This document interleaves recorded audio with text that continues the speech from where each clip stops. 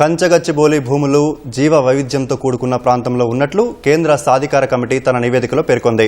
పూర్తి స్థాయి నివేదిక ఇవ్వడానికి 4 వారాల గడువు ఇవ్వాలని సుప్రీంకోర్టును కోరింది.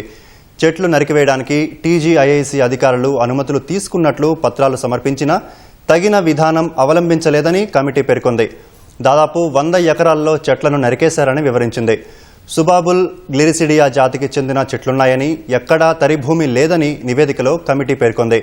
నిపుణుల కమిటీని నియమించి అటవీ భూమి అవునో కాదో అధ్యయనం చేయించాలని సాధికారిక కమిటీ పేర్కొంది. టీజీఐఐసీ అధికారులు ఉద్దేశపూర్వకంగానే పూర్తి స్థాయి అనుమతులు తీసుకోలేదని, నిబంధనలు తప్పించుకోవడానికే అలా చేశారని కమిటీ పేర్కొంది. తప్పుడు ధృవీకరణతో చెట్లను, పొదలను, రాళ్లను తొలగించిన టీజీఐఐసీ అధికారులపై యంత్రాలు ఉపయోగించి తొలగించిన కాంట్రాక్టర్ పైన చర్యలకు సిఫార్సు చేసింది. ప్రాథమిక వివరాల ఆధారంగా భూమి హెచ్సియు ఆధీనంలో ఉందని తెలిపింది. భూమిపై హక్కులను సుప్రీంకోర్టు తేల్చే వరకు టీజీఐఐసీ భూమిని తనఖా పెట్టడం, లీజుకు ఇవ్వడం, వాణిజ్యపరంగా ఉపయోగించడం లాంటి చర్యలకు పాల్పడొద్దని సూచించింది.